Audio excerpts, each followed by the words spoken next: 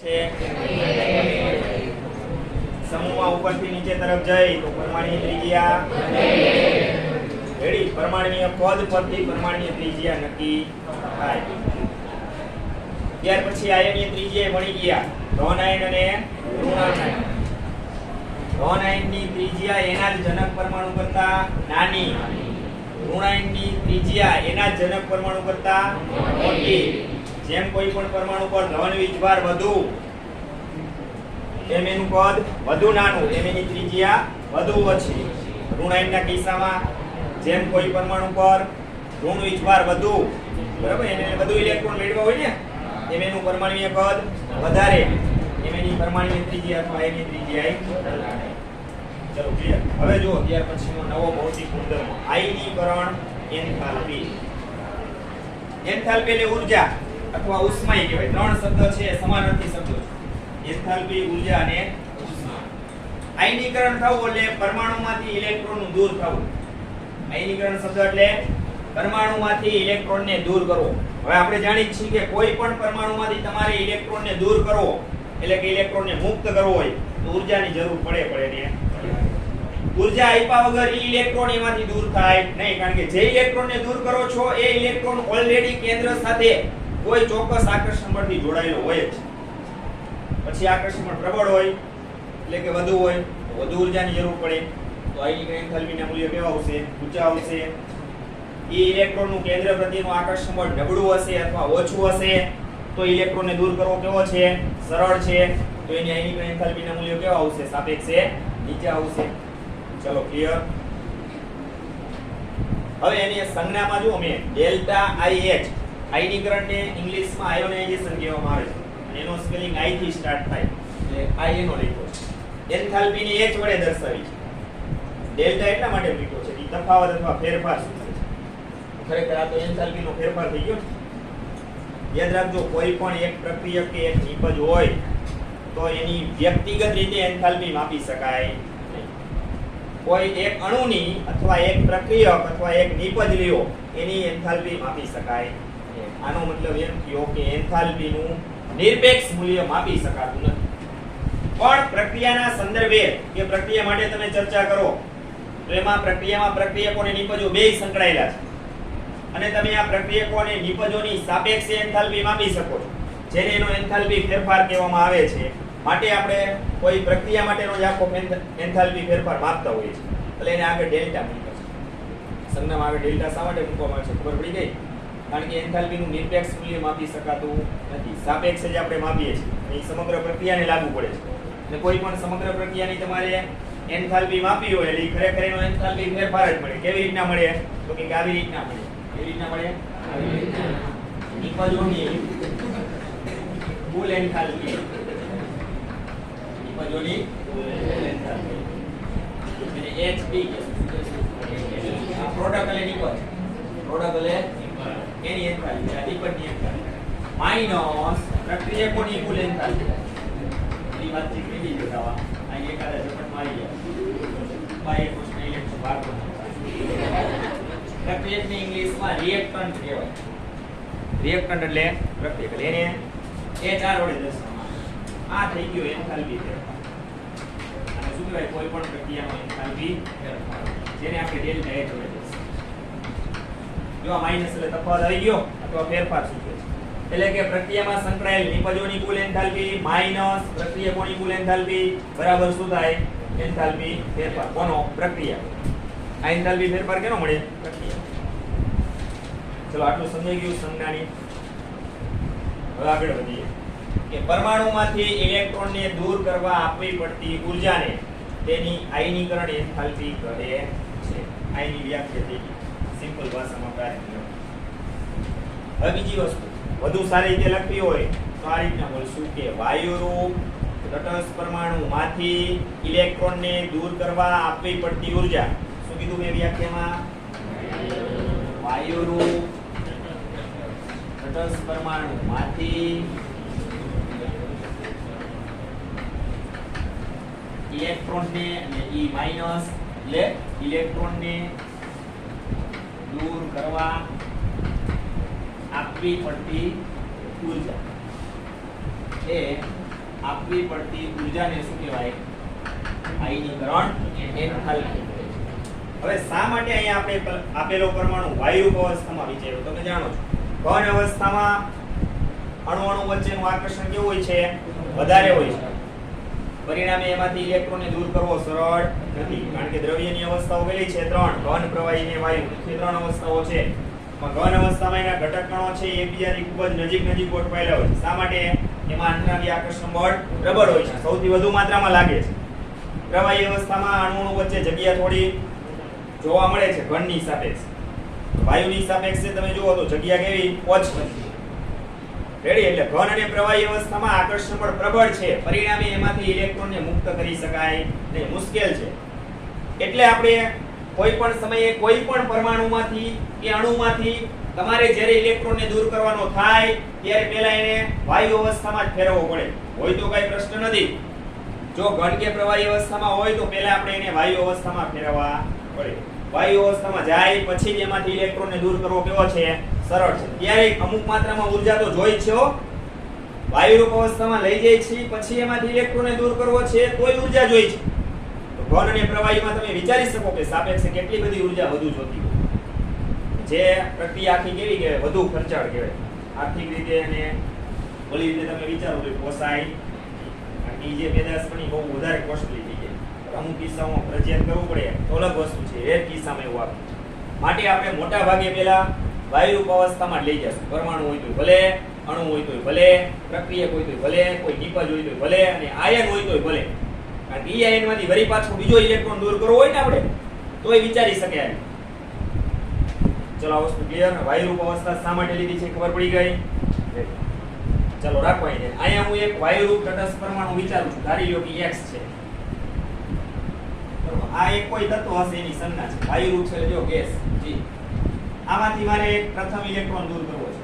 ચાલો તમને ખબર જ છે કોઈ પણ પરમાણુ ઇલેક્ટ્રોન ગુમાવે એટલે શું બનાવે? ધન આયન. જેટલા ઇલેક્ટ્રોન ગુમાવે એટલા એકમ ધન વીજભાર આવે. એટલે અહીં નિપજ શું મળશે? ધન આયન જ મળશે ને. પરમાણુ કોઈ પણ ઇલેક્ટ્રોન ગુમાવે ત્યારે ધન આયન. કેટલા ઇલેક્ટ્રોન ગુમાવ્યા? એક. ઇલેક્ટ્રોન ગુમાવી કે બાજુ આવે? જમણી. ચલો આ જે પરમાણુ હશે એનો બાહ્ય કોષનો જ ઇલેક્ટ્રોન દૂર થાય. આંતરિક કોષના ઇલેક્ટ્રોન તો ક્યાં હોય છે? કેન્દ્રથી નજીક હોય છે, એટલે કેન્દ્ર પ્રતિ આકર્ષણ વધુ હોય છે. આમે પૂર્ણ ભરેલી કક્ષકો સ્વરૂપે છે, એટલે એની સ્થિરતા કેવી છે? વધારે છે. હંમેશા જે ઇલેક્ટ્રોન દૂર થાય છે પરમાણુમાંથી બાહ્ય કોષના જ હોય. તો આ એક વસ્તુ ક્લિયર. તો આ પરમાણુ છે કોઈ જે હોય એના બાહ્ય કોષનો એક ઇલેક્ટ્રોન દૂર થાય છે. એ માટેની જરૂરી ઊર્જા એને આપણે એની આયનીકરણ એન્થાલ્પી કહેશું. ડેલ્ટા IH 1 લખશું. શા માટે?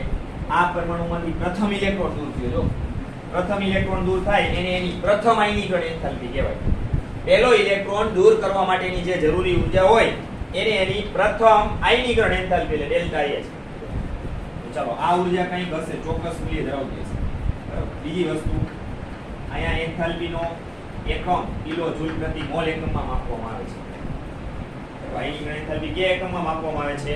કિલો જૂલ પ્રતિ મોલ. 1 મોલ જથ્થો લઈ અને આપણે આ ગણતરી કરી શકીએ.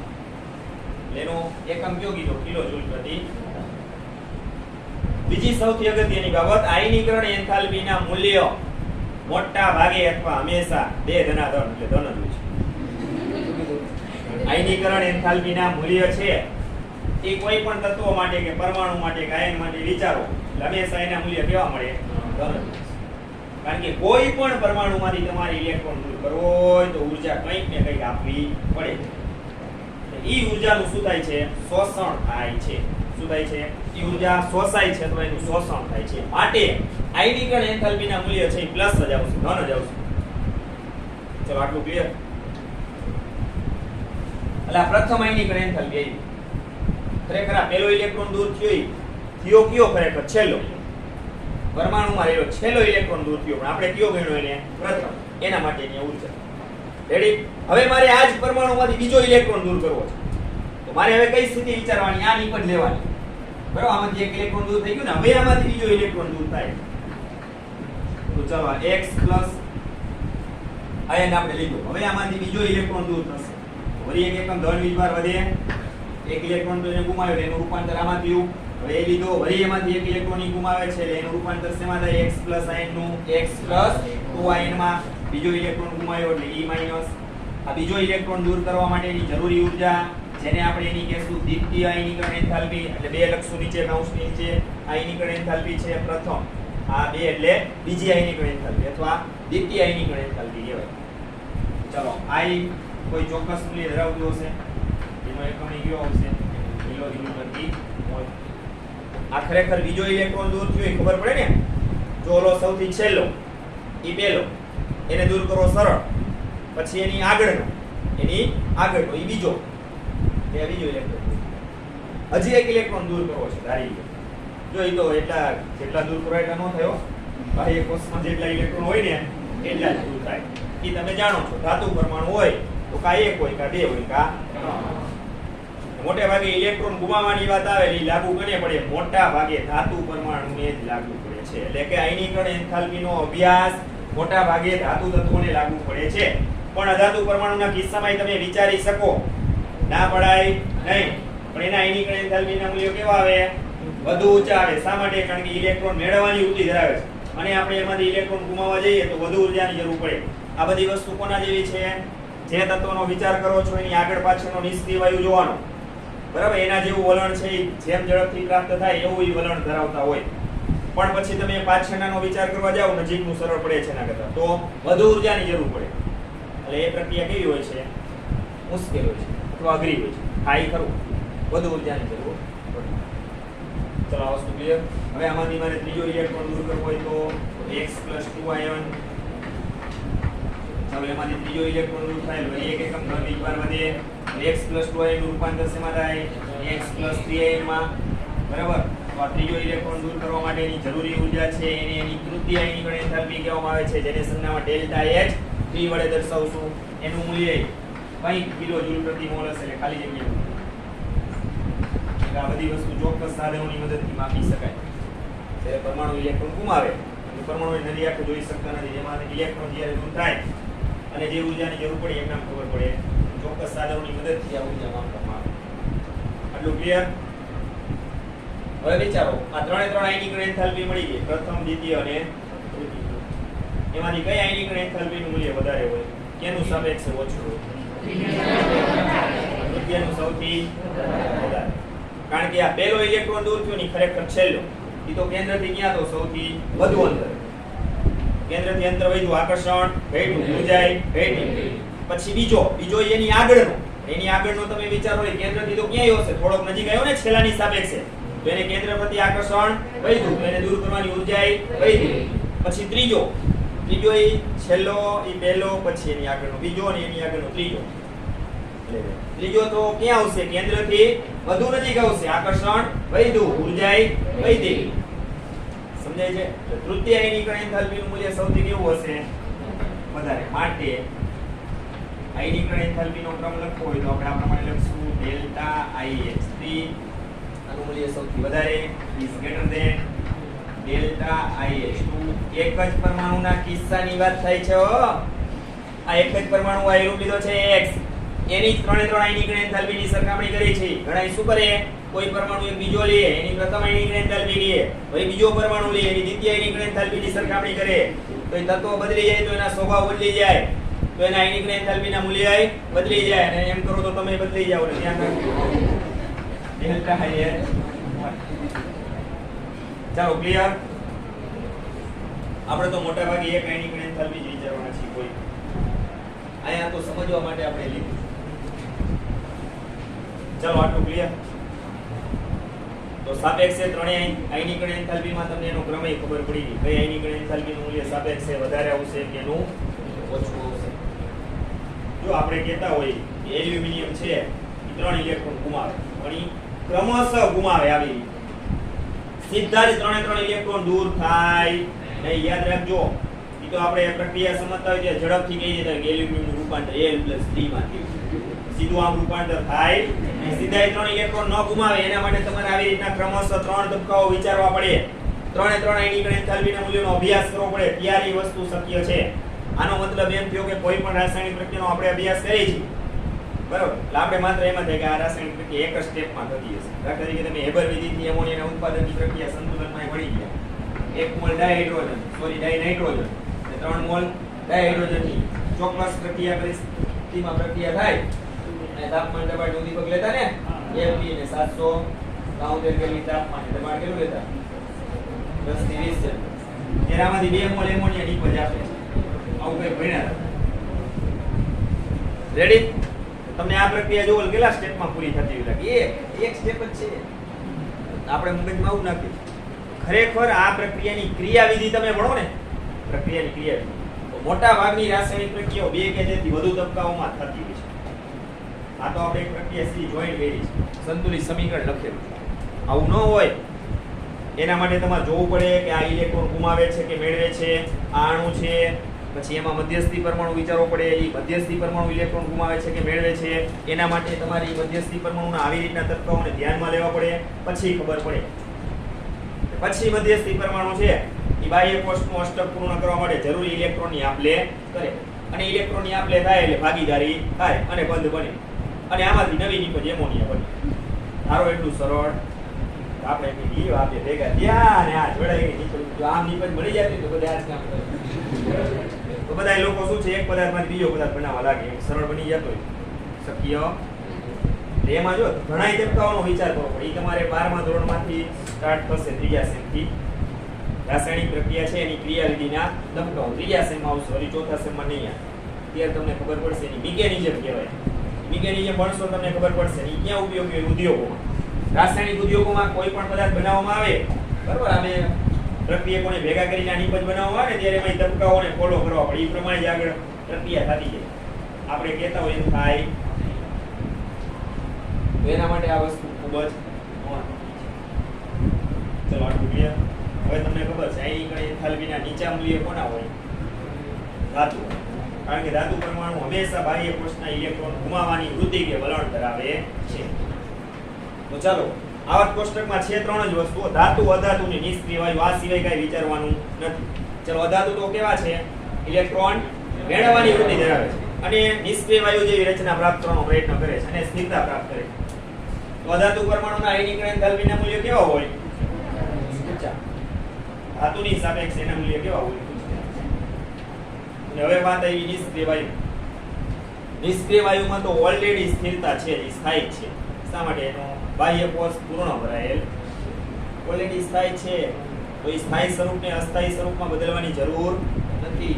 બાકી તો ધાતુ અને અધાતુ પરમાણુ તો ઇલેક્ટ્રોન અનુક્રમે ગુમાવી અને મેળવી અને નિષ્ક્રિય વાયુ જેવા બની અને સ્થિરતા પ્રાપ્ત કરવાનો પ્રયત્ન કરે છે. પણ નિષ્ક્રિય વાયુ તો ઓલરેડી કેવા છે? બાહ્ય કોષ પૂર્ણ ભરાયેલો છે, બરાબર, એટલે ઓલરેડી સ્થિરતા પ્રાપ્ત કરેલી છે. એટલે એનું સ્વરૂપ બદલવું મુશ્કેલ છે. એમાંથી તમે ઇલેક્ટ્રોન દૂર કરવા જાવ તો અસ્થાયી સ્વરૂપ થઈ જાય. તો વળી ઇલેક્ટ્રોન મેળવવાની વૃત્તિ ધરાવે ને, માટે એના આયનીકરણ એન્થાલ્પીના મૂલ્યો સૌથી ઊંચા જોવા મળે. કેના? નિષ્ક્રિય વાયુ. નિષ્ક્રિય વાયુઓના આયનીકરણ એન્થાલ્પીના મૂલ્યો સૌથી આપણે ઊંચા જોવા મળશે. ચલો, ક્લિયર. બાકી સૌથી નીચા કેના હશે? ધાતુ. ક્લિયર. હવે આ વસ્તુ સમજાવવા માટે આપણને અહીંયા આવર્ત કોષ્ટકમાં 1 થી 60 પ્રથમ જે તત્વો છે, બરાબર, એમનો એક આલેખ દોરી સમજાવે છે. પરીક્ષામાં આલેખ લખવાની જરૂર નથી, પણ સમજવાનો છે. તો તે સમજી લો. પહેલો આલેખ છે તમે જુઓ. એમાં તમને 1 થી 60 પરમાણુ ક્રમાંક સુધીના તત્વો આપેલા છે. એમાંથી આપણે માત્ર ને માત્ર વિચાર જેનો કરવાનો છે એ 2 પ્રકારના વલણ એમાં જોવાના છે. એક, મહત્તમ આયનીકરણ એન્થાલ્પીના મૂલ્યો. શું કીધું? મહત્તમ આયનીકરણ એન્થાલ્પીના મૂલ્યો. અને 2, ન્યૂનતમ એટલે નીચા. સૌથી આયનીકરણ એન્થાલ્પીના મૂલ્યો નીચા કોનાથી જોવાના. તો મહત્તમ તો મેં હમણાં જ તમને કીધું, નિષ્ક્રિય વાયુ. ચલો, એ સમૂહમાં આપણે જાણી છે, બરાબર, એ સમૂહનું વલણ એમને આપણે ભણશું. અને એક આવર્તી વલણ આવશે. 2 પ્રકારના આવર્તી વલણો જોશું, એક આવર્ત માટે અને એક સમૂહ માટે. પહેલા આપણે જોઈ લઈએ, પછી આલેખ જોઈએ. ચલો, આવર્તી વલણમાં પહેલા આવર્ત માટે. કોઈ પણ આવર્તમાં તમે ડાબીથી જમણી બાજુ તરફ જાશો તો આયનીકરણ એન્થાલ્પીના મૂલ્યો વધશે કે ઘટશે? વધશે. સરસ. કોઈ પણ સમૂહમાં ઉપરથી નીચે તરફ જાશો તો આયનીકરણ એન્થાલ્પીના મૂલ્યો વધશે કે ઘટશે? ખૂબ જ ઝડપથી ઘટશે. ઘટશે ખરા, પણ ખૂબ જ ઝડપથી ઘટશે. કારણ કે સમૂહમાં શું થાય? મુખ્ય શક્તિ સ્તર અથવા કોષ બદલાતો રહે. જે તત્વ આવે એનો કોષ બદલાય. બદલાય ને? જો સમૂહની અંદર વાત કરીએ છીએ, ધારી લો કે આપણે પેલો સમૂહ લઈએ, lithium, sodium, potassium, rubidium, caesium અને કેલ્શિયમ. ચલો આની અંદર બાહ્ય કોષ કયો આવે? આમાં OS, IS, 6S નવું શક્તિ સ્તર ઉમેરાતું જાય છે. કોષ કહીએ છીએ. બીજો ત્રીજો આ કોષ છે ને બધા. આવર્તમાં શું થાય? આપણે બીજા આવર્તનું ઉદાહરણ લઈએ, આવર્ત 2. n = 2. કોઈ પણ આવર્તના તત્વો હશે એમાં જે આવર્ત હશે એને અનુરૂપ કોષ એક જ રીતે બદલાતો નથી. એનો મતલબ એમ થયો કે બાહ્ય કોષના ઇલેક્ટ્રોનનું કેન્દ્રથી અંતર બદલાતું બદલાય. બીજા આવર્તના તત્વો બોલો. Lithium, barium, boron, carbon, nitrogen, oxygen, chlorine, neon. આ બધાની ઇલેક્ટ્રોન રચના જોવે ખબર પડી. આમાં કોષ કયો આવે? 2s. પછી આમાં 2s1, 2s2, 2p1, 2p2. બાહ્ય કોષની ઇલેક્ટ્રોન રચના લખું છું. આગળની લખતો નથી, તમારે પૂરો કરવાની છે. તમને આવડે છે. હા, 2p6 બે વિભાગમાં આવી ગયો નિષ્ક્રિય છે એટલે બીજો આવર્ત નિષ્ક્રિય આવી જાય. ચાલો આ બધામાં તમે જોઈ શકો છો n બરાબર શું છે? મુખ્ય શક્તિ સ્તર બદલાય છે આવર્તમાં. કોઈ પણ આવર્ત લ્યો, ત્રીજો આવર્ત લ્યો, n બરાબર શું આવે? 3. ચોથો આવર્ત લ્યો, n બરાબર આ તમે જાણો છો. રેડી? તો આની અંદર બાહ્ય કોષના ઇલેક્ટ્રોન જોજો બધાયમાં મુખ્ય શક્તિ સ્તર કેમાં છે? n બરાબર 2 માં. નિયોન ની વાત કરો તો એમ જ રીએ. એમાંય રૂપી છે ને એટલે n બરાબર 2 જ આવે. એટલે કે બાહ્ય કોષના ઇલેક્ટ્રોનનું કેન્દ્રથી અંતર બદલાતું નથી, પરંતુ કેન્દ્રનો ધન વીજભાર ક્રમશઃ વધે છે. આમાં પ્રોટોન કેટલા? 3. તો આના કેન્દ્રમાં ધન વીજભાર હશે કેવો હશે? 3 પ્રોટોન ને અનુરૂપ હશે ને, +3 જેટલો. કેટલો? 3 પ્રોટોન એટલે એક પરનો +1 વીજભાર ગણો. આશરે પ્રોટોન પરનો વીજભાર +1 ગણો તો 3 પ્રોટોન તો કેટલો થાય? +3. આ હું પ્લસ નાનો કરું. શા માટે? આના કેન્દ્રમાં ધન વીજભાર કેવો છે? આની અંદર પ્લસ વીજભાર મોટો કરું કારણ કે આના કેન્દ્રમાં કેટલા પ્રોટોન છે? 10. તો કેન્દ્રમાં ધન વીજભાર કેટલો? +10. આના કરતા થોડો ધન વીજભાર મોટો કરવો પડે ને. હવે તમને ખબર પડી ગઈ.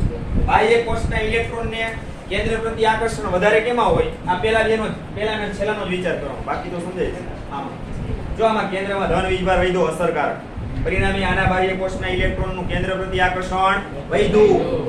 જો આકર્ષણ વધ્યું તો આના ઇલેક્ટ્રોનને દૂર કરવો કેવો? મુશ્કેલ. કેવી ઊર્જા જોઈ? આવર્તમાં ડાબીથી જમણી બાજુ તરફ ગયા. આયનિક એન્થાલ્પીના મૂલ્ય શું થાય છે? ક્રમશઃ વધે છે. આનું સૌથી વધારે, સૌથી ઓછું કેનું? લિથિયમનું.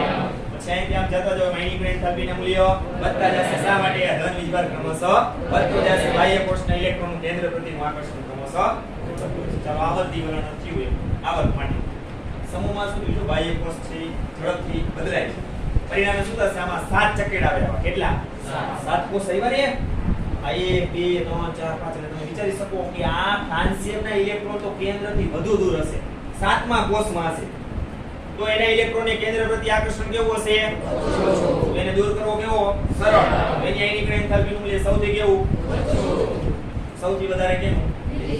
કારણ કે એનું બાહ્ય કોષ એના ઇલેક્ટ્રોન ફ્રાન્સિયમની આ બધાની સાપેક્ષમાં તો કેન્દ્રથી ગયા નજીક. આકર્ષણ કેવું? વધારે. તો પ્રબળ આકર્ષણને તોડવા માટે ઊર્જા કેવી જોઈએ? વધારે. તો આયનિક એન્થાલ્પીનું મૂલ્ય સમૂહની અંદર ચર્ચા કરો ત્યારે એનું જે પ્રથમ તત્વ હોય એની કેવી હોય? વધારે. પછી એનાથી નીચે તરફ જાઓ એમ આયનિક એન્થાલ્પીના મૂલ્યો ઝડપથી ઘટતા જશે. જો આમાં ક્રમશઃ શબ્દ બોલ્યા, આમાં ક્રમશઃ કરતા થોડુંક સારું લાગે એવું બોલશું. ઝડપથી ઘટે છે કારણ કે બાહ્ય કોષ ઝડપથી બદલાય છે ને. સમજાઈ ગયું? ક્લિયર? હવે ઓલો આલેખ જુઓ, ખીચડા વાળો આલેખ. કયો?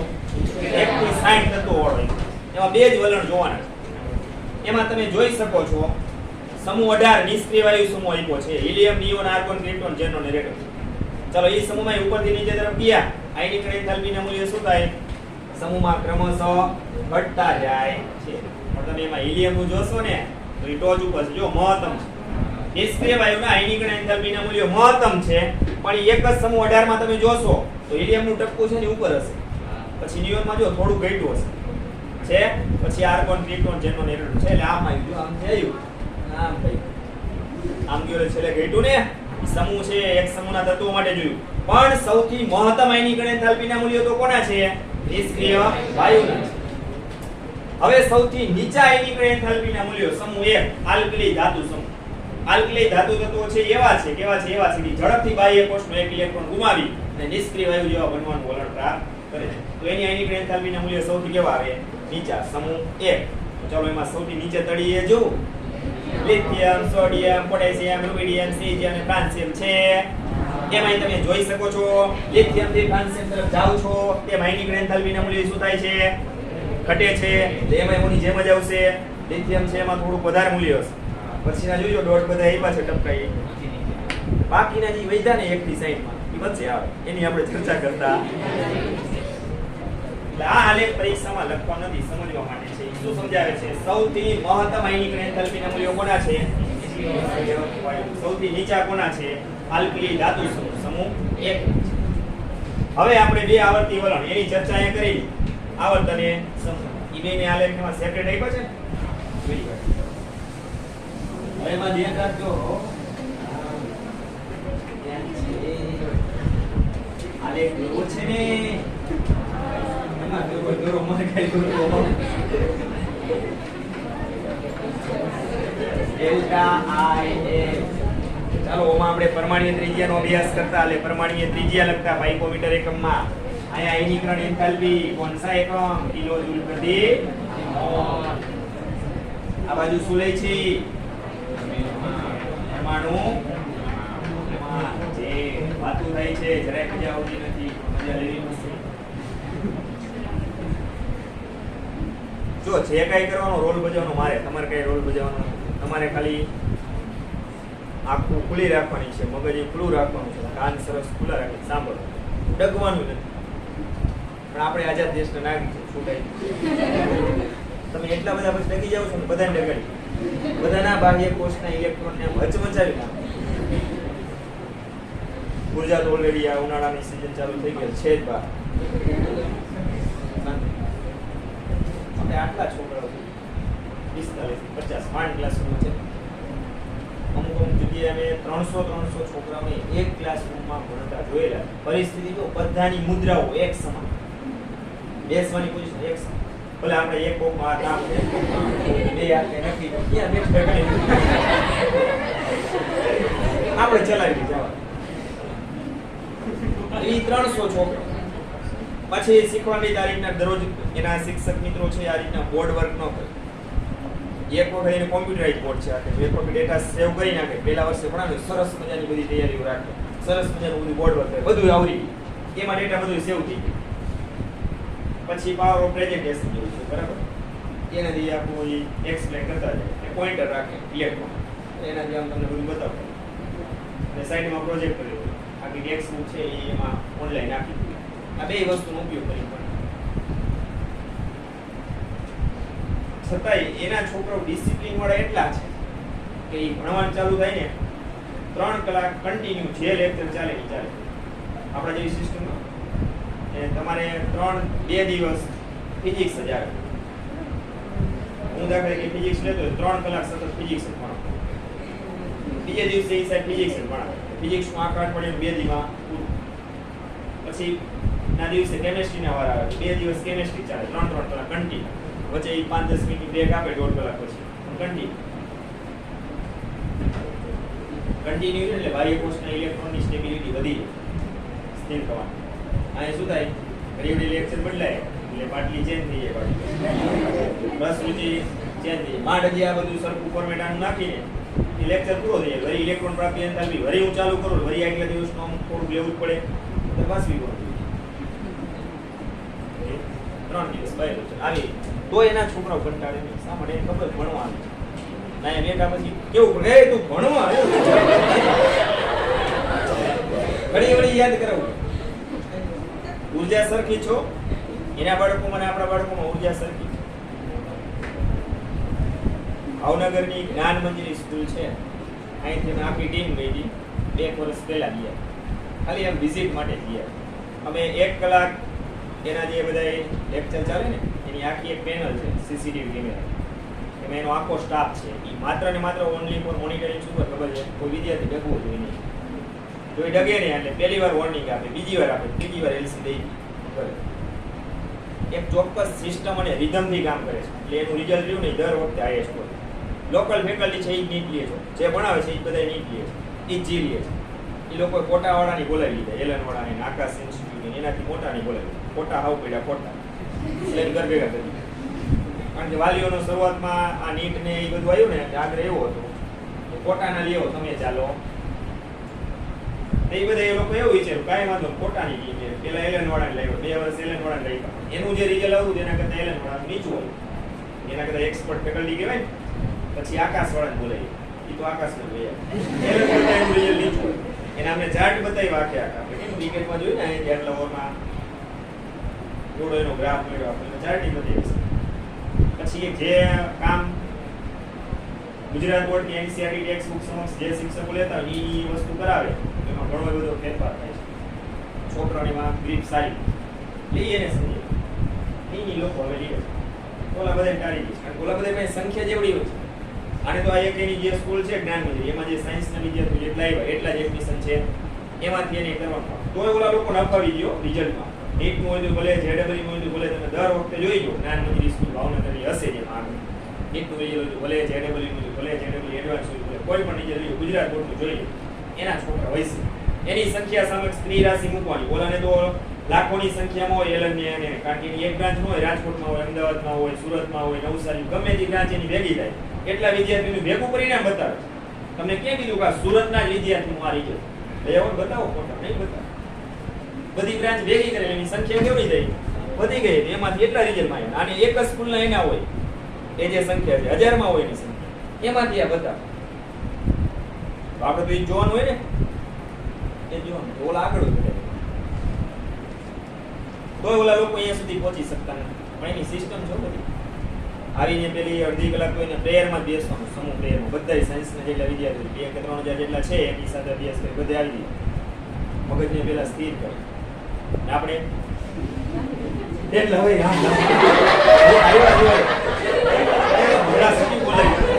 સાહેબ આવી જાય એટલે પણ મારા જેવો સાહેબ થોડી વાત કરે.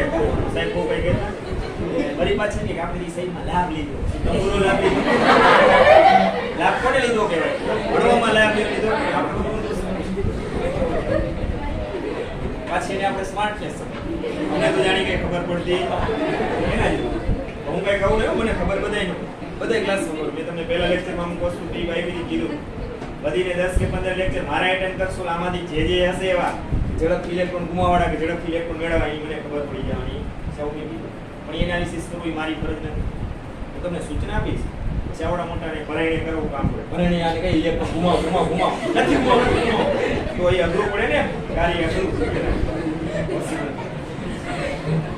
પછી એની સિસ્ટમ છે કે વિદ્યાર્થીઓ ભણવા આવે તો કા સાયકલ લઈને આવે અને કા એની સ્કૂલ બસમાં આવે. બાકીનું એકય વાહન નહીં. કલેક્ટરનો છોકરો હોય તો 4 વ્હીલમાં આવવાનું નહીં, બાઇક લઈને આવવાનું નહીં. ભણવું હોય તો આવે નહીં તો કાંઈ નહીં. એક સિસ્ટમ છે કા સાયકલ લઈને આવે અને કા એના જે ટ્રાન્સપોર્ટેશન માટે જે બસની સુવિધા એપ્લાય કરે છે એમાં ફરજિયાત 1 કલાક ફરજિયાત તમને દરરોજ નવી નવી ગેમ રમાડવામાં આવે.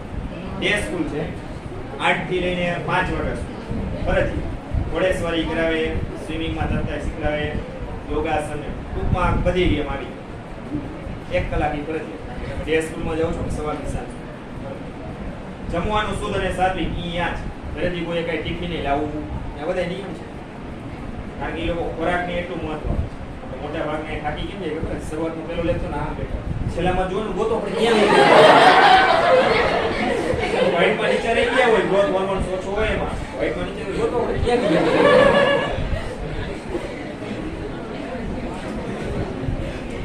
આપણી પાસે ને સિસ્ટમ નથી. એના બાળકો બધા ટાઈમ ટેબલ સાથે કામ કરે છે. એને આખા દિવસનું મેં પેલા દિવસે તમને 4 નિયમ આપ્યા.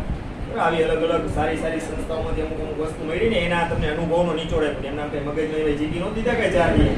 પહેલો નિયમ એ ભણાવી દે ધ્યાન રાખવું. બીજો નિયમ છે દરરોજનું દરરોજ તૈયાર થઈ જવું જોઈએ. એ બધા 4 નિયમ એમના નહોતા આપ્યા. ટાઈમ ટેબલ તમારું ફિક્સ હોવું જોઈએ, લખીને તૈયાર કરો. આ બધી વસ્તુ તમને જે કીધી એમના ઘણી બધી જગ્યાએ અમે અથડાયેલા છીએ અને એમાંથી જે સારી સારી વસ્તુ લઈ ગઈ એમાંથી તમને માણા કે મફતમાં આપી એની કદર. આને વસ્તુ કોઈ બહારથી જઈ આપે આપણે મોટિવેશનલ સ્પીકર બોલાવી છે સાયન્સ રાજકોટ અમદાવાદની સાહેબ બોલાવે એ આપણે સંકુલ ખાતે આયોજન હોય છે આ વખતે લોકડાઉનને હોતું તમારે એક વર્ષ નીકળી ગયું અંદર એક કે બે વખત બીજી જેની થઈ ગઈ મારી હાજરી બને ત્યાં સુધી ઓછી કારણ કે મારે સમયનો છે એ પ્રાબંધ છે ન હોય પણ જે વસ્તુ અહીં કીધી હોય એની મોટા ભાગની વસ્તુ બોલાવે એવું ચહેરો નવો ને આયા તો સાહેબ મારો યાદ અને એક વખત હાજરી આપી દે મોટા ભાગના છોકરા મારા આમ જોતા શું કામ ઓલા સાહેબ જે કહે ઉદાહરણ બીજા લઈને આપતો બાકી જે એને ફોકસ અમુક મુદ્દાઓના બધા કહે આ ના જતા અહીંયા શું ઓલા સાહેબ ને સાંભળે શું કામ અહીંયા ભણવાનું હોય સાહેબ ભણાવે એ સાહેબ ઉદાહરણ જ આપે વાર્તા સ્વરૂપ વાર્તા સાંભળી બધાને ગમે નાના મોટા ગમે દીધી હમણાં એમ પણ વાર્તા પણ બધે